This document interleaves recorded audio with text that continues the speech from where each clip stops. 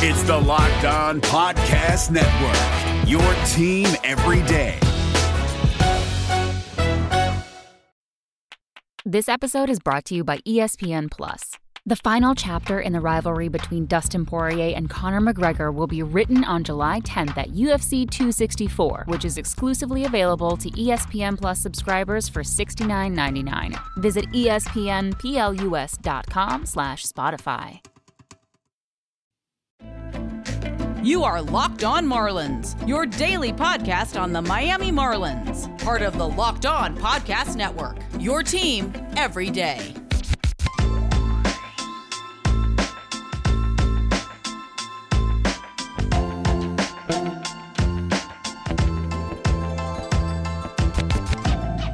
Welcome back to the Locked On Marlins podcast, your go-to daily podcast on all things Miami Marlins. As always, I'm your host, Aram Layton. I'm a minor league play-by-play broadcaster, longtime Marlins writer, as well as a prospect writer and analyst. And in today's episode, I should say this morning's episode, I'm recording this at 1 a.m. because I just got my second COVID shot, and I'm sweating. I'm sweating my ass off right now. I feel fine, but I'm definitely sweating. And it's ironic because just 2 days ago, Garrett Cooper missed Game 1 of the series between the Marlins and Cardinals due to symptoms from his second vaccine shot. And yeah, I can relate to that one. Obviously, I feel totally fine. It's totally worth it. I just don't feel comfortable enough to sleep right now because I have a little bit of a fever, but otherwise feel totally fine. So don't feel like it's intimidating to get the shot or anything like that. I just thought it was interesting because Cooper just had those symptoms. And honestly, if I tried to play baseball right now, I don't know if I could. I just feel a little bit like lightheaded. And yeah, so we'll see if anything I say makes sense. But overall, I feel totally fine. But I just wanted to get the episode out of the way. I was just sitting up all night thinking about how the hell the Marlins are going to find a catcher. Since I can't fall asleep right now, I might as well just start thinking about things that also make me miserable. And I was just thinking about the Marlins catcher situation. And I was like, you know what? If I'm not going to fall asleep anytime soon here, I'm pretty much just like sweating in my bed. I might as well just record a podcast right now and, just make the most of this time. So that's exactly what I'm going to do. And for the last hour here, I've just been sitting around trying to figure out how in the world the Marlins could subtly improve their catching position. And by subtly, I mean just without emptying the farm, without going crazy, just making a low-cost addition that would bolster the catching position. But the problem is, catchers are few and far between at the major league level right now. We know that, but it's actually to a ridiculous degree where you're going to struggle to even find decent regulars. It's really just valuable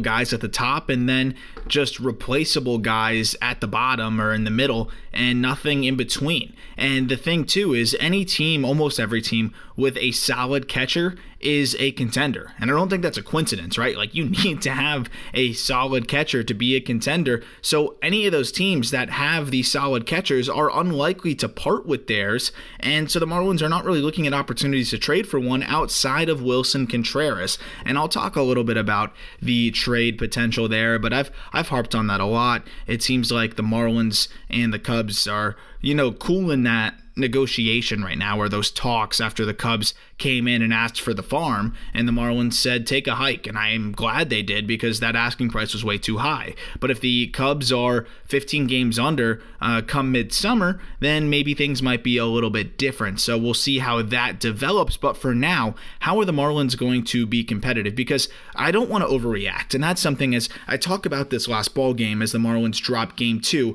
and I also should preface this. I said that the Marlins might sweep this series. I said the Marlins will definitely win the series. Well, they already lost the series, and they might get swept. So let me apologize for that one. I guess I am still not in midseason form yet either. I really looked at this series and I thought advantage Marlins. I really think it was advantage Marlins. Today was an example. You had Sandy Alcantara dealing. The Marlins had the lead through the first half of the game. A little bit of bad luck, a couple infield singles, a botched ball, and then all of a sudden the Cardinals pushed through 3 runs, and you're like, how did that even happen? They didn't do anything. And that's where things get really frustrating. Sandy pitched great. great. Again, ran into some bad luck.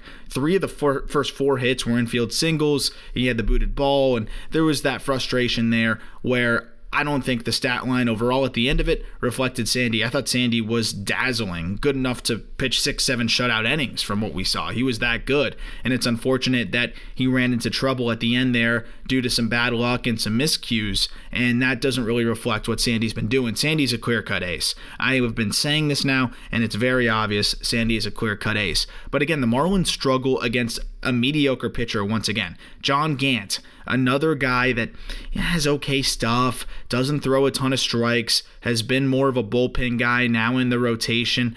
I just don't understand how the Marlins have struggled so much against Ponce de Leon, and now they struggle against Gant, 2 guys that don't have great command, don't have a huge track record of being consistent starters. Ponce de Leon was throwing exclusively fastballs, albeit that fastball had a lot of life and he was effectively wild in that start, but still, the Marlins need to be better than what we have seen. I don't think you're tuning into my podcast for me to say that. You can figure that out on your own. That's not really any in-depth analysis, but the frustrating thing here is that the Marlins offense seems to be struggling to kind of find its identity. I know we're only 5 games in here, but the Marlins just don't really seem to have that lineup that you say, okay, that's the one. But let me be clear here, and this is kind of funny because Craig Mish had tweeted this out before the ball game, but apparently Don Mattingly said in the pregame presser that his own sister believes that Miguel Rojas should be in the leadoff spot.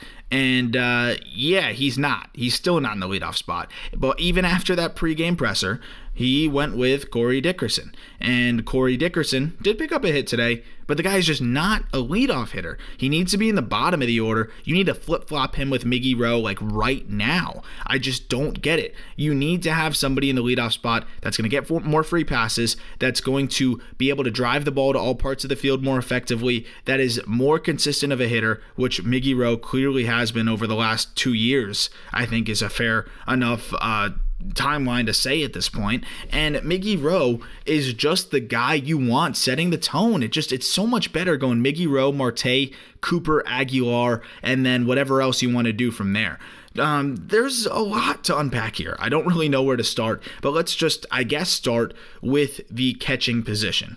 Jorge Alfaro just ain't it, man. Like, he just is not the guy, and I don't know how long the Marlins are going to give of a leash to this guy until they realize that he is just not going to figure it out, right? Like, we let the Marlins just peddle this narrative that Jorge Alfaro has been working so hard on his defense and that he's different and that everything is better and that this is going to be a different guy. He's exactly the same. And I, again, don't want to make overreactions. I'm not going to overreact to Corey Dickerson again looking like he's looked last year. I'm still going to say maybe he can figure it out this year. I still think there's a chance that he will put it together. I just don't think it's going to be in the leadoff spot. I'm not going to freak out about Duvall hitting a $111 through his first handful of games, even though he's going to be a huge strikeout liability, and I don't think he's an everyday player. There's still a good chance that Duvall can be a major contributor for this ball club. Like, I'm not going to worry about those things yet. What I'm going to worry about is the fact that Jorge Alfaro is just nothing shy of a liability right now behind the dish. And it's not like he's getting it done offensively. So it's like one or the other, right? Like, Chad Wallach at least is going to call a good game. He's reliable behind the dish. He receives well. And you know what? He's probably better right now offensively too. Does he have the offensive ceiling of Alfaro? No. But I don't really care, because who cares about Alfaro's ceiling at this point? He's nowhere near it, and he's not going to touch the ceiling. So let's more focus on the floor and what you can do for me now. And Chad Wallach right now, I think, can do a lot more. Neither of the guys are going to hit that much at this point. I think if you're holding out for Alfaro to put it together at the plate, you are going to be disappointed. You look at his at-bats. I mean, he just doesn't look good at all. Did you see that last strikeout? I mean, the fastball that he whiffed at, he was not even remotely close. And that was a bad at-bat through and through. And mind you, that was a situation, runner on second base, no outs. And all you have to do is shoot a ball to the right side. I don't even care if you push bunt it. Just do something. Hit it over to the right side. Forget the right side. He didn't even make contact. And the thing, too, there is, man on second, it's Jazz Chisholm, too. Mind you, he's got tons of speed. And you have Miggy Rowe on deck. And then you have the pitcher spot in the hole. So man on second, nobody out. Miggy Rowe on deck, Alfaro at the plate, and Aguilar didn't play the game. So you can essentially say that Aguilar is in the hole. So you have Miggy Rowe and Aguilar after your man Jorge Alfaro here, who has looked terrible, and you have a runner on second, no outs.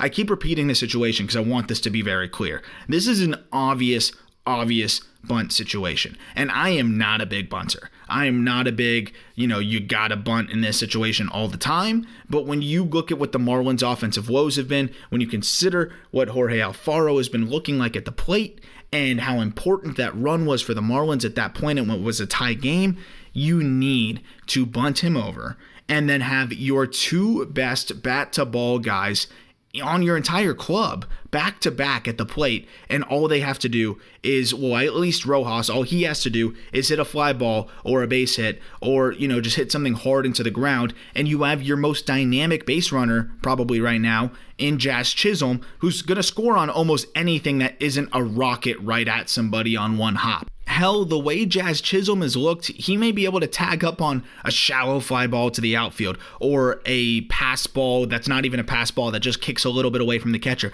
Like, get Jazz 90 feet away. Forget the fact that you also have your two best contact hitters up right after that. You also just have a base runner that can make anything happen in any situation, and you saw it happen right in front of you the last few ball games.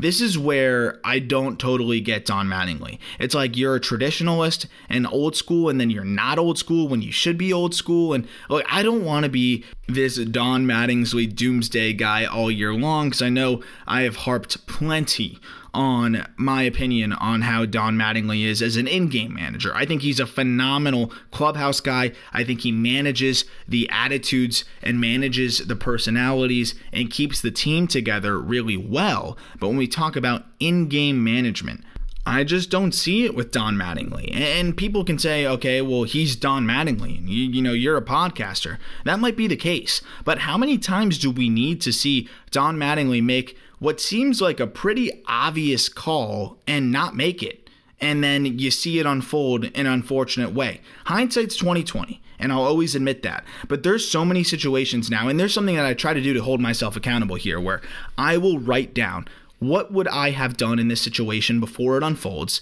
and then we'll see how it goes. I will be the first to tell you, I promise. If I say, oh, I thought they should do this, and it didn't work out, and I was wrong, I mean, that totally happens. Like, Don Mattingly is going to make a decision that I disagree with, and it's going to work in their favor. I think it already happened at one point this season where there was a lefty warming up in the pen, and this was late in the ball game. There was a lefty warming up in the pen for the Rays. There was a righty on the mound, and I'm paraphrasing here, but the Marlins opted, and Don Mattingly opted to pinch hit the lefty, which was Corey Dickerson, for whoever was up at the plate that inning. I don't remember, and I apologize for that. And, of course, the subsequent move was for Kevin Cash to go get the lefty out of the bullpen. And I'm thinking, okay, what are you doing here? Why do you purposely want the left on left? I know that you want to get whoever the righty was in there. He was giving the Marlins fits, and I know you want to get him out of there. But Dickerson just hasn't looked good, and you're going left on purpose. Like, what are you doing here? I think someone even tweeted at me, like, what's going on?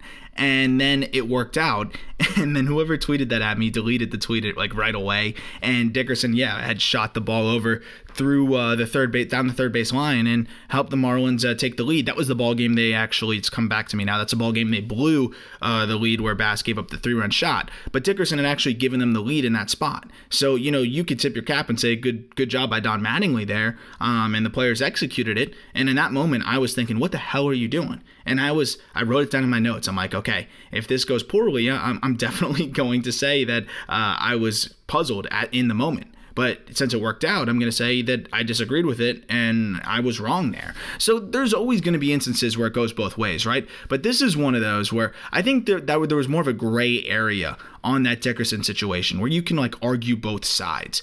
I don't really see how you can argue letting Alfaro swing away there, given who was on deck, given who was on second base, and who was in the hole, and the situation for the Marlins. And it just seems like every single thing pointed towards bunts. And unfortunately, they didn't do that. And I think that was one of the defining moments in the ball game, aside from that wacky inning for Sandy Alcantara, where he gives up 2 earned runs that, really shouldn't have been 2 earned runs. He punched out 10. He looked amazing. And, I could talk about him all podcast long, but, I want to talk about how this team can figure it out, because I'm not hitting the panic button yet, right? Like, the Athletics are 0-6. The Braves are what are they, 0-4? The Rays just dropped a pair to the Red Sox. Like, it's just early. It's early, and there's no reason to, like, freak out at this point. Though, there are some things that are very clear that the team needs to address, I think, that, like, right now you could say, okay, that's not a big deal. You know, that'll work itself out. And then there's other things where you're like, okay, this is starting to look like an issue. Bullpen, not a big deal. That'll work itself out. When we look at Alfaro, that's an issue. But again, how do you address it? What are the options, and how do we improve from there? That's what I'm going to get to in just a moment here. First, a reminder that this episode is brought to you by rockauto.com. Why pay 20, 30, or 50% more for the same auto parts from a chain store or a car dealership when you can just go to rockauto.com and use their easy-to-navigate website to find whatever car parts you need for any make or model. RockAuto.com is a family-owned business that's been serving auto parts customers online for over 20 years. Go to rockauto.com and shop for auto and body parts from hundreds of manufacturers. They have everything from engine control modules, whatever that is, to brake parts, tail lamps, motor oil, or even a new carpet. Whether it's your classic or daily driver, get everything you need in a few easy clicks delivered directly to your door. Go to rockauto.com right now and see all the parts they have available for your car or truck, right locked in the how did you hear about us section, so they know we sent you. Amazing selection, reliably low prices, all of the parts your car will ever need. rockauto.com. So enough on the managerial side of things, because that's one of those things that I think fans from almost every single team have gripes with, the way their managers manage the game from time to time. I just find mine to be much more frequent with the Marlins, but I also watch the Marlins more than other ball games. But still, I think per game I have a lot more red flags. But again, I do not want to harp on this too much this year, because there's nothing you can do about it, and there's no point, because Don Mattingly isn't going anywhere, and we need to just get used to it and just hope that the team executes in their respect and do what they need to do and take the pressure off of Don. And that would be the clear-cut answer to all of this. And you can hold me accountable. Say, Aram, shut up about Don Mattingly. Enough of that, because we should be focusing on the players. There's so many different things that can go on there, right? You can move a player. You can address a position by calling somebody up. You can go get somebody, and that's exactly what I'm going to talk about here, because Alfaro is not getting it done at the plate. He is not getting it done behind the dish. I mean, Trevor Rogers looked really rocky in that first inning of his first start, and I think he settled in and showed a lot of guts. We know how just nervous he was. It was the first time pitching in the big leagues in front of his family at home. It was only like his third or fourth start at Marlins Park, period. And, you know, he was just a little bit jittery, and you could just see it. Not only because of the fact that his command was inconsistent, but he also hit 98. So the adrenaline was just pumping for Trevor Rogers. And I'll admit, you know, that is a hard guy to catch, given how much life his fastball has, and especially when he doesn't know where it's going. That being said, you're in the major freaking leagues, and you need to be able to handle it. There was a few situations there where there were pitches that weren't that far off the plate. Now, Alfaro whiffed it or dropped it. And, you know, when you're a struggling young pitcher and you don't have the confidence in your own catcher to be able to stick pitches or be able to even just keep them in front of him when you're not even throwing them that poorly, you know, some of them were hard to block. But there were multiple pitches that were very blockable that, you know, you just are not giving your young pitcher any more confidence. You're probably making him even more uncomfortable and even less confidence to be able to spike that slider or to cut loose on the fastball, especially when their command was also already struggling a little bit. And that was incredibly frustrating for me to watch on the defensive side of things. Offensively, he just looks blatantly overmatched and looks like the same exact hitter. And so I really don't see any improvements. And again, when you look at a catcher, you can kind of see the improvements, right? Like, we've already seen in a few ball games now that Alfaro is no different at the plate or behind the plate, and I don't really know how much longer the Marlins are going to let this roll without realizing that this guy is a huge liability. Chad Wallach right now is the short-term answer. I would almost prefer just Chad Wallach and Sandy Leon, because at least you know they're going to do a good job of handling the staff. Like, what does Jorge Alfaro bring to the table right now other than being fast? Like, seriously, what does he bring to the table over Chad Wallach and Sandy Leon, other than the fact that he's fast and he can run into some more baseballs? Probably if you play a full 162 game slate, he'll probably hit more home runs. I don't really care. At this point, I really don't care. And I think you need to prioritize the fact that if none of these guys are going to be that good offensively, at least have guys that are going to call a good game and that are going to be trustworthy, consistent behind the dish, and also do a good job of just sticking pitches, receiving well, and all that goes with it. And the Marlins need to look into that now. When I look at all of the options, because that was really what was keeping me up, it's like, okay, how do the Marlins address the position? Well, there's no real way to, other than Wilson Contreras. Now that Salvador Perez is locked up, Christian Vasquez isn't going anywhere until the Red Sox are deep in the hole. And then you look at the rest of the league. Austin Nola was just traded, and I'm just going like through the catchers that I consider like well above average or really good. JT Realmuto, not going anywhere. Yasmani Grandal, not going anywhere. Will Smith, not going anywhere. Then we have Contreras. Sean Murphy with the A's. He's very much staying there. Austin Nola was just dealt, as I said. Salvi's locked up. Darno's not going anywhere. You could maybe float the idea of Mitch Garver, because I think Ryan Jeffers is ready to go to really just take on a full-time role behind the dish. But if the Twins have two solid catchers at a position that there is just not a lot of talent at in the big leagues right now at all, then you should probably just try to find a way to platoon those guys. Garver was incredible offensively in 2019. He struggled in 2020. He's a late bloomer guy, and again, this is Jeffers' job for the future, but if the Twins are trying to win now, and they very clearly are, they have a really good ball club, why get rid of that insurance policy? You can even have games where they don't need a DH. They don't need any help at the DH position, but you have ball games there where you can start both those guys. They're both quality bats, and it gives you a really good bat off the bench. So we'll see. I mean, maybe the Twins want to cash in on Garver at some point, but even Mitch Garver, I just don't see that being a very likely trade partner. Then you look at some of the cheaper options, right? Like a Jacob Stallings. Is that going to move the needle from the Pirates? Tucker Barnhart. I don't think the Reds are going to even trade him. Like, he's even considered somewhat valuable at this point. You look at Roberto Perez. I actually think he might be one of the better options for the Marlins from Cleveland. He's 32. What are you going to be giving up for him? I mean, the catcher position, as I said, is kind of valuable. The Indians are probably going to try to dangle him around as we get closer to the deadline, and there's going to be other teams that probably want catchers too, and Perez is a Gold Glover back-to-back seasons. He's really solid, and the offenses come around a little bit too. So, I mean, are the Marlins going to give up prospects for a 32-year-old catcher? No, probably not. So what are you doing? What do you do? How do you get better?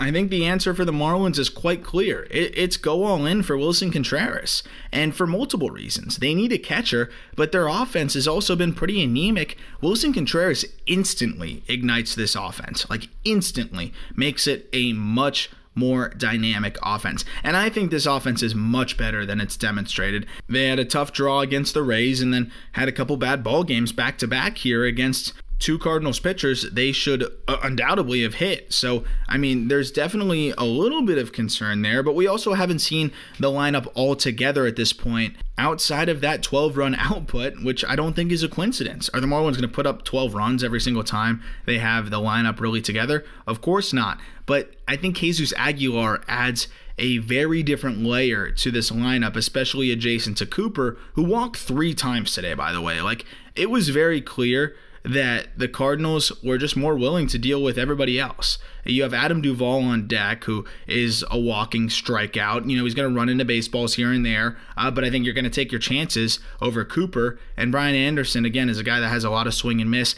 And that's why, I mean, you look at this lineup, man. Like, I'm just looking at the lineup right now. And after Cooper, you have Duvall, Anderson, Chisholm, and Alfaro. Those 4 guys, and I love Jazz Chisholm and what he's done to start this season, and that double swing was pretty nice. You know, he just hitting right against the shift. I think Jazz is great, but let's be real. What's the one hole in Jazz's game? Strikeouts. Brian Anderson, I think he's going to have a fine year. What's Anderson's issue? Strikeouts. When we look at Jorge Alfaro, what is one of his issues? Strikeouts. And then Adam Duvall. What does he do as well as anybody? He strikes out. So you want to have 4 guys back to back to back to back that strike out a ton. That is a huge, huge gaping hole that you're putting in your lineup.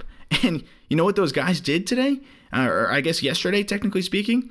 They combine for 3 from Duvall, another one from Anderson, that's 4 Ks, 2 more from Chisholm, that's 6 Ks, 2 more from Alfaro, that's 8 Ks. So you're So your 4 through 7 hitters combine for 8 Ks against John Gant, Ryan Helsley, Genesis Cabrera, who's honestly pretty nasty, so not going to really knock them for that. But actually, Cabrera didn't strike anybody out. He just went 2/3 of an inning and pitched to contact. Gallegos struck out 3.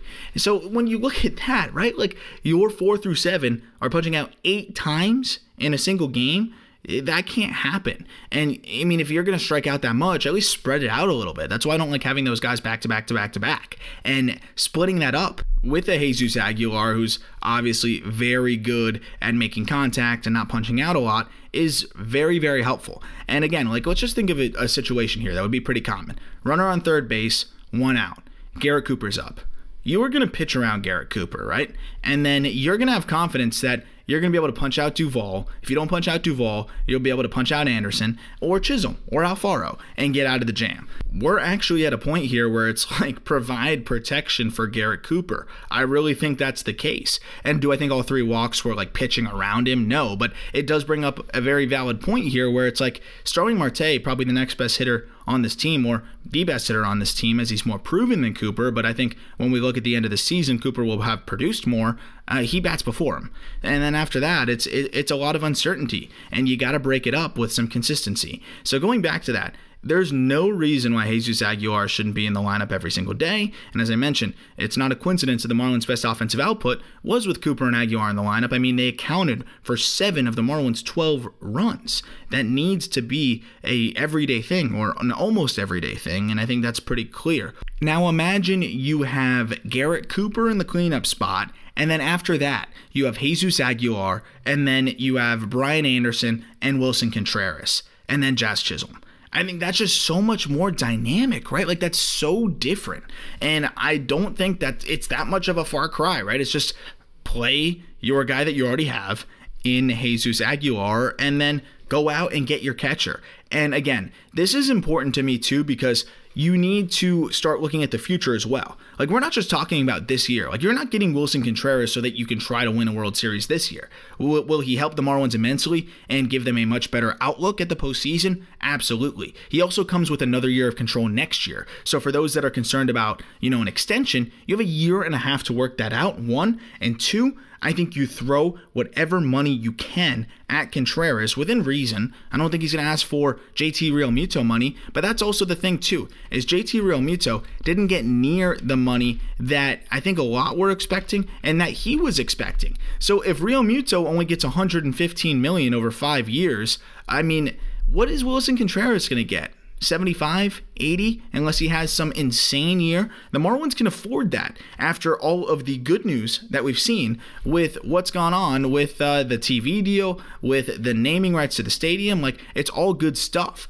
So the Marlins would be able to afford that, and you're not going to be able to really find another catcher right now or next year in free agency or really the year after that, because I don't really think there's going to be much out there on the market. I mean, a lot can change in 2 years, but do you want to wait and find out? I mean, I would rather just go in and just get Contreras here. You have a crazy deep system, and there's probably a way you can work out a trade that doesn't kill you. I know prospects are something that Marlins fans have become very attached to because we've just been told to look at the future, right? And I get that. But now we're getting closer to a point here where this team is competitive. You have a very important position that the Marlins have a gaping hole in, and it's not like you have a contingency plan anytime soon. You're going to be waiting on Will Banfield to come up and change the world for this team. I mean, I hope that's the case, but even if he turns into this slugger this year, he's still got a lot of work to do and a lot of time until he's big league ready, and then there's nobody else. Like, there's nobody else. So this team, this organization, they need to find it. They need their answer, and I don't see a better time than to do it now. You help your team now, you help your team in the future, and it seems like a no-brainer. I'm going to wrap up with a couple positives and then a preview for what is, I guess, technically today's ball game, as it's now 1:30 as I record this, which would be Pablo Lopez against Jack Flaherty. And I'll say why I'm cautiously, I'll emphasize cautiously, optimistic that this could be an opportunity for this Marlins team to break out a bit offensively like they did in Game 3 against the Rays. And this could be a similar opportunity to avoid the sweep and get the bats going again, even though it's technically against the Cardinals ace. Quickly, a reminder that this episode is also brought to you by our friends at betonline.ag. We got the sports world in full force right now. While March Madness might be over, we've got NBA heading towards the playoffs. Baseball season, obviously, well underway. We got NHL in full swing as well, making its way towards the playoffs. And how about those Panthers, man? They're killing it. But also, BetOnline covers everything from awards, TV shows, reality TV. They've got real-time, updated odds and props on almost anything you can imagine. BetOnline has you covered for all the news, scores, and odds. It's the best way to place your bets, and it's free to sign up. Head to the website or use your mobile device to sign up today, and you'll receive a 50% welcome bonus if you use the promo code LOCKEDON. That's one word, locked on, for a 50% welcome bonus on your initial deposit. BetOnline, your online sportsbook experts. So let's wrap this up with a little bit of positive. Actually, a lot of positive. I think there's some good things that we've seen from this Marlins bullpen, even though they've given up some home runs late in ball games, which you don't love, right? Like, that's not what you want to see from your bullpen. You don't want to see them giving up nukes, as that's the easiest way to give up a lead very, very quickly. That being said, I think there's some major positives here, and one of them is Dylan Floro. I have been very impressed with what we've seen from Dylan Floro. And despite the fact that he actually hasn't gotten a ton of swings and misses, and he's not a big swing and miss guy, but he has just been so effective so far through the first 3 outings that we've seen from him. He's not given up much loud contact at all. He's in the top 5 percentile, small sample size, it's early, but top 5 percentile in exit velocity. A lot of weak ground balls, a lot of just duck fart type of hits, and he's still able to get the swings and misses when he needs them. Has a 25% K rate right now, which would, if he was able to sustain this, that would be the best of his career. I mean, the guy overall has been very, very impressive from what we've seen, and I loved the pickup when it happened. I thought it was a great get for the Marlins, a high floor type of guy that can pitch the 7th inning pretty much all year long and be reliable. But he looks like a guy that, might end up, backing his way into an 8th inning role because of how reliable he is, how he keeps the ball in the yard, and as that evidently seems like it might be an issue for this Marlins team. We know it's going to be an issue for Yimi Garcia. Blyer gave up a home run today. I'm not too concerned about Blyer giving up a ton of home runs. Bass as well, he gave up a homer. Not too concerned about that either, but it's more so on Garcia. If Garcia struggles with keeping the ball in the yard, then you can flip-flop him with Floro, and I think Floro's incredibly reliable to bridge the gap over to the closer, and also is capable of going multiple innings. He used to try to be stretched out as a starter, now more so as a reliever with just this turbo sinker that he likes to throw that is like a bowling ball. I mean, it's like trying to hit a bowling ball. It doesn't go anywhere off the bat, and that's why we see the really, really good exit velo numbers that we've seen. The average exit velo right now, again, only 3 innings, 79 miles per hour off the bat for him. But he did something very similar last year. He gave up just 84 miles per hour off the bat in 2020. That was good for top 5% in the league as well. So this is something that he's made a living off of. It's what he does. It's just heavy sinker and working down in the zone and just getting guys to get themselves out. I love it. And it's great for Marlins Park. I don't think he's going to give up very many home runs this year at all. And Floro, a great addition for this ball club. And I'm excited to see how he develops, as the season goes on. And I'm sure he's going to start to have a lot of responsibility for this team, and a good pickup from a loaded Dodgers bullpen that just could afford to let him go. I don't think it had anything to do with his ability. So why am I optimistic, despite the Marlins being just terrible the last 2 ball games plus, that they can win this ball game, this 3rd game of the series, avoid the sweep against the quote-unquote ace for the Cardinals? Well, it's more so that the quote-unquote ace does not look like himself at all. He actually looks like a shell of himself right now. And again, I'm not just saying this because it's been 4 1/3 innings and he didn't have a good start in his first outing. He didn't look great at the end of last year. He didn't look good in spring training.